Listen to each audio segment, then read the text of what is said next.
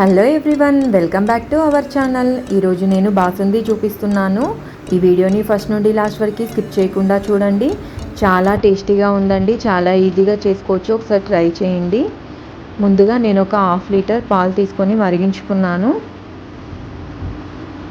ఇలా మరుగుతున్న పాలల్లో ఒక 2 టేబుల్ స్పూన్ షుగర్ వేసుకోవాలి. ఎక్కువ వేసుకోవద్దండి, బాగా తీయగా అయిపోతాయి. ఇలా పొంగస్తున్న కొద్దీ కలుపుతూనే ఉండాలి.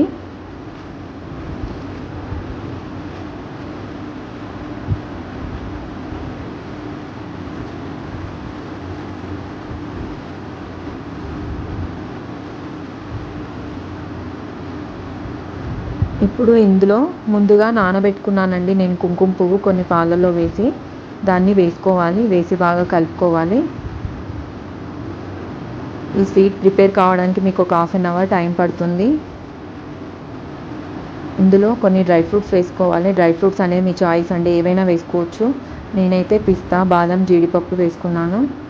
కిస్మిస్ వేసుకోవద్దు, పాలు విరిగిపోతాయి.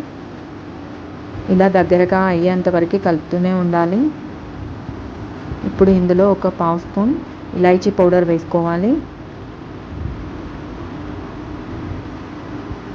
పాలలో వాటర్ వేసుకోవద్దండి.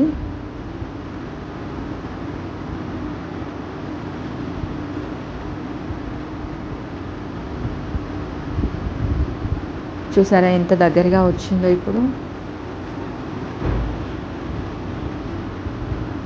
ఇది చల్లారేసరికి ఇంకా చిక్కగా అవుతుంది. అందుకే కొంచెం లూజ్గా ఉన్నప్పుడే స్టవ్ ఆఫ్ చేసుకోవాలి.